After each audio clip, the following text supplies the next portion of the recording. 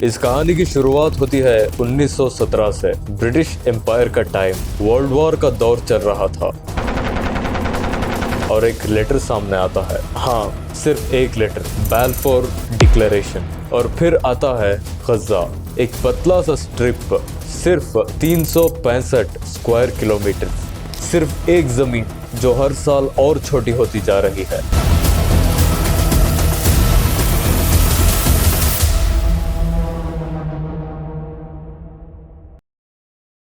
आज जो मैं बोलने जा रहा हूँ वो तुमने न्यूज़ में देखा होगा, डिबेट्स में सुना होगा, ट्विटर पे ट्रेंड्स के फॉर्म में पढ़ा होगा, लेकिन जो तुमने पूरी तरह कभी सुना ही नहीं वो आज मैं तुमसे शेयर करने जा रहा हूँ। क्योंकि इजराइल पैलेस्टाइन सिर्फ एक कॉन्फ्लिक्ट नहीं है, ये सिर्फ रॉकेट्स, बॉम्बिंग्स और सीज फायर का गेम नहीं है। ये एक एक्सपेरिमेंट है, पावर का, नैरेटिव का और दुनिया की कॉन्साइंस का। और इस एक्सपेरिमेंट में सबसे ज्यादा टेस्ट हो रही है तुम्हारी सोच। सबसे पहले एक बात क्लियर कर देता हूँ, मैं यहाँ कोई रिलीजियस लेक्चर नहीं देने आया। मैं यहाँ ना किसी को हीरो बनाऊंगा, ना किसी को विलन, सिर्फ नाम के बेसिस पर डिसाइड करूंगा। मैं तुमसे सिर्फ एक एंगल से बात करूंगा, इंसान की नजर से सच। क्योंकि जब इंसान गायब हो जाता है ना, तब हिस्ट्री सिर्फ स्टैटिस्टिक्स बन जाती है। इस कहानी की शुरुआत 7 अक्टूबर 2023 से नहीं होती, ना ही हमास के अटैक से, ना ही इसराइल के रिटेलिएशन से। इस कहानी की शुरुआत होती है 1917 से। ब्रिटिश एम्पायर का टाइम, वर्ल्ड वॉर का दौर चल रहा था।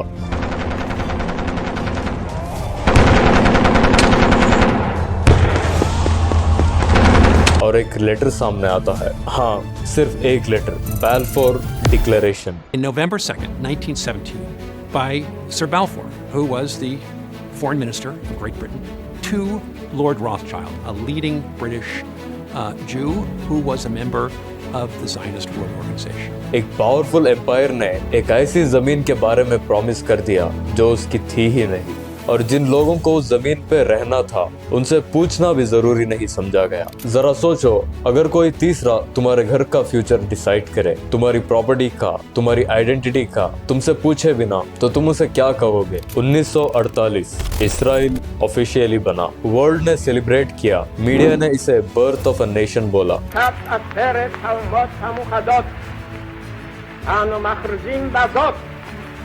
על הקמת מדינה יהודית בארץ ישראל, היא מדינת ישראל। लेकिन पैलेस्टीनियंस के लिए उस दिन का नाम है नकबा, मतलब डिजास्टर। उस वक्त लगभग 7 लाख से ज्यादा लोग अपने ही घरों से निकाल दिए गए, गांव के गांव खाली हो गए, घरों पे नए नेम प्लेट लग गए और पुराने लोग रेफ्यूजी कैंप्स में भेज दिए गए। ये हिस्ट्री बुक्स में सिर्फ एक पैराग्राफ बन गया, लेकिन ये पैराग्राफ नहीं था, ये जिंदगी थी, ये ट्रॉमा था, ये जनरेशंस का लॉस था। 70 years have passed since the Nakba, the catastrophe in Arabic, took place in Palestine in 1948. In which more than 750,000 Palestinians were forcefully displaced from their homes and pushed into refugee camps in East Jerusalem, the West Bank, the Gaza Strip, and neighboring countries. अब यहाँ से थोड़ा ध्यान से समझना, Israel के पास security का हक है, बिल्कुल है, हर नेशन के पास होता है, लेकिन एक डिफरेंस होता है सिक्योरिटी और ऑक्यूपेशन के बीच। वेस्ट बैंक को देखो, हर जगह चेक पॉइंट्स हैं, जहां नॉर्मल चलना भी परमिशन पे डिपेंड करता है। सोल्जर्स और मिलिट्री पेट्रोल्स रोज के लाइफ का हिस्सा बन चुके हैं, वहां सेटलमेंट्स बनाए गए हैं, ऐसे घर जो इंटरनेशनल लॉ के अगेंस्ट माने जाते हैं, लेकिन फिर भी एक्सपैंड हो रहे हैं। और दीवारें हैं, सिर्फ शहरों के बीच नहीं बल्कि लोगों के बीच भी। अब इमेजिन करो, तुम अपने शहर में हो, लेकिन तुम्हारी मूवमेंट परमिट पे डिपेंड करती है, तुम्हारा पानी कोई और कंट्रोल करता है, तुम्हारी इलेक्ट्रिसिटी कोई और डिसाइड करता है, तुम्हारा बॉर्डर तुम्हारा नहीं है, तुम कैसे फील करोगे? और फिर आता है गजा, एक पतला सा स्ट्रिप, सिर्फ 365 स्क्वायर किलोमीटर। इसमें रहते हैं 20 लाख से ज्यादा लोग, जो अपनी जमीन से बंद, समुंदर से बंद और आसमान से बंद। ये कोई मेटाफोर नहीं है, इजरायली ऑफिशियल्स ये खुद कह चुके हैं, we put Gaza on a diet. Electricity hours में मिलती है, क्लीन वाटर मिलना ऐसे है जैसे कोई लग्जरी हो, मेडिसिन लिमिटेड है, कैंसर पेशेंट्स को बाहर जाने के लिए परमिशन चाहिए। और फिर दुनिया पूछती है Why are they angry? सच ये है, गुस्सा पैदा नहीं होता, गुस्सा क्रिएट किया जाता है। अब थोड़ा मीडिया का लेंस बदलते हैं। जब इसराइल बॉम्बिंग करता है, हेडलाइन होती है इसराइल रिटेलिएट्स। जब पैलेस्टाइन से रॉकेट आता है, हेडलाइन होती है इसराइल अंडर अटैक। लगता न्यूट्रल है ना? नहीं, लैंग्वेज न्यूट्रल नहीं होती, लैंग्वेज पावर चूज करती है। वर्ड्स सिर्फ डिस्क्राइब नहीं करते, वर्ड्स जस्टिफाई करते हैं। अब बात करते हैं हमास की।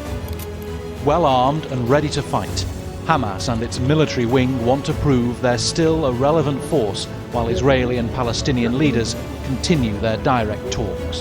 نعلن عن دخول हाँ, हमास ने सिविलियंस को मारा, इसका कोई डिफेंस नहीं है, कोई जस्टिफिकेशन नहीं है। हर सिविलियन की डेथ क्राइम है, चाहे वो इसराइली हो या पैलेस्टीनियन। लेकिन एक सवाल है जो मीडिया ज्यादा कभी पूछता ही नहीं, हमास पैदा कैसे हुआ? जब पॉलिटिकल सॉल्यूशंस बंद कर दिए जाते हैं, जब डिग्निटी छीन ली जाती है, जब होप सिस्टमैटिकली किल होती है, तो एक्सट्रीमिज्म वैक्यूम में जन्म लेता है। ये जस्टिफिकेशन नहीं है, ये सिर्फ एक्सप्लेनेशन है, और एक्सप्लेनेशन समझे बिना तुम कभी सॉल्यूशन तक नहीं पहुंच सकते। अब पावर बैलेंस देखो, इसराइल एक न्यूक्लियर आर्म्ड स्टेट है, एडवांस्ड मिसाइल्स हैं, iron dome, full US military and political support है, और पैलेस्टीनियंस के पास no army, no air force, no navy, सिर्फ एक जमीन जो हर साल और छोटी होती जा रही है। ये कॉन्फ्लिक्ट इक्वल नहीं है, और जब कॉन्फ्लिक्ट इक्वल नहीं होता तो बोथ साइड्स सेम बोलना सबसे बड़ा इंटेलेक्चुअल फ्रॉड होता है।